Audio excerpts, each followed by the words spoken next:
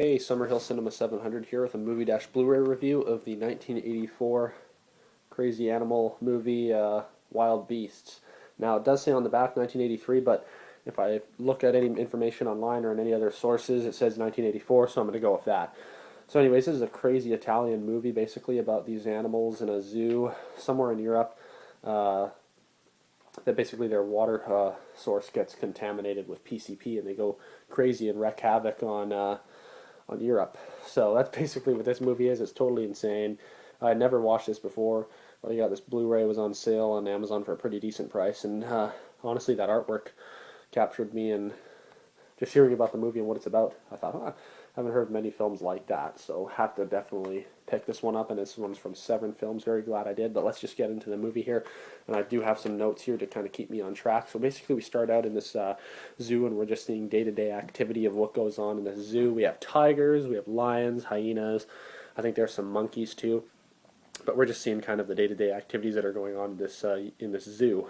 And actually, before that, I should mention that that's not exactly what we see first. The starting of the film, we have this kind of really cool, kind of Italian-sounding, kind of synthy kind of music playing, and you see all these scenes of like water sources in the city, like aqueducts and sewers and stuff like that, and water running. And it's interesting the way that they filmed it. You have to see it with the music, and you see all this foam. It's kind of disgusting, but it's kind of a neat way that they shot it. And then they show really good shots of the city at nighttime, this skyline. I don't know if this was actually filmed in Italy or not, but it's a nice looking city shots. Um, Basically, after that, we get that, like I was mentioning in the zoo, we see the day-to-day activities going on there. And then we get introduced to a few characters who I can't remember his names at all. We have one little girl who has an overdubbed voice. She's like 10, 11, 12 years old, and her voice is dubbed in English to like some 20, 30-year-old, so it sounds really strange when she talks. Doesn't sound like a kid at all.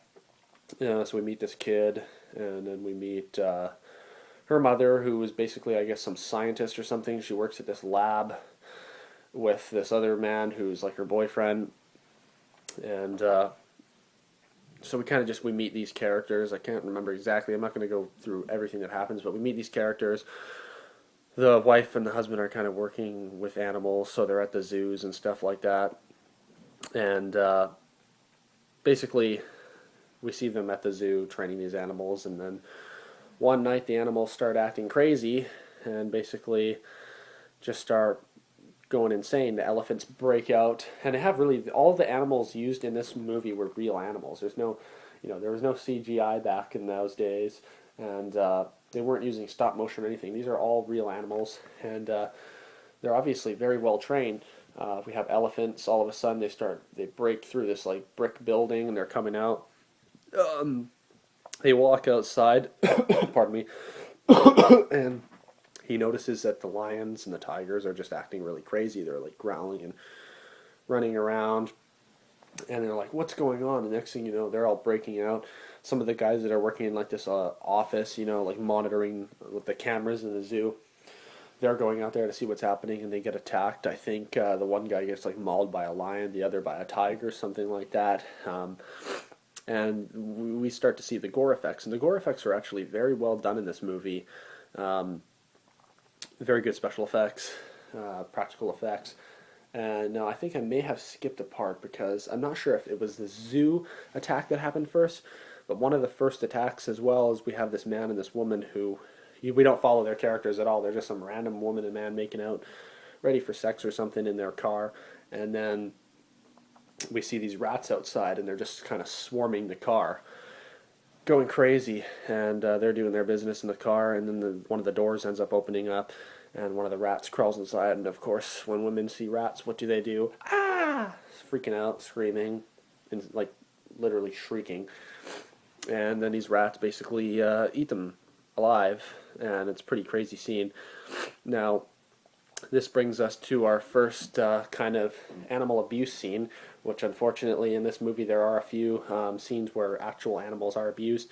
One around the start, I don't think it would be considered abuse, but it's kind of upsetting to see. We have a tiger who I guess was shot by a tranquilizer dart for the movie, and it's kind of going into like violent spasms and convulsions, which is upsetting to see, honestly.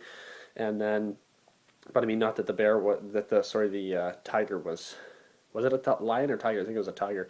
Not that the tiger was hurt because they do put them down, but I'm sure it wasn't enjoying that. And it looked like it was in agony, so it's unfortunate to see that. And that brings us back to our rats, which is probably um, if you're someone who is in like follows PETA. I'm definitely not one of those people, but if you do follow that, you would not want to watch this movie. Definitely don't watch this movie. Those people would be freaked out by this because we basically see some scenes where rats are literally being killed on screen. We have rats being stepped on. We have rats being smacked and thrown around. We have rats being blasted with pressure washer hoses and set on fire by fucking flamethrowers.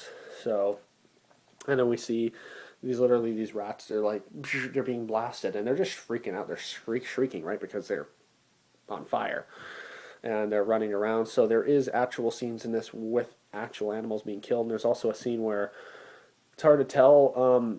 I believe the director said that this scene no animals were actually hurt, but it's hard to believe that.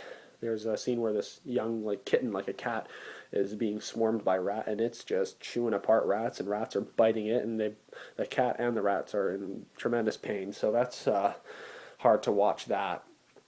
But that's something about these grindhouse Italian movies is that they will go very far. Like movies like a Cannibal Holocaust, they actually killed a lot of animals in that movie on screen, and that's one of the reasons I refuse to watch Cannibal Holocaust. I don't condone that type of activity. But anyways, back to the movie here. Basically, we're following these certain characters. There's no exact kind of storyline. It's basically just these animals have escaped, and now they are just totally going crazy and causing destruction.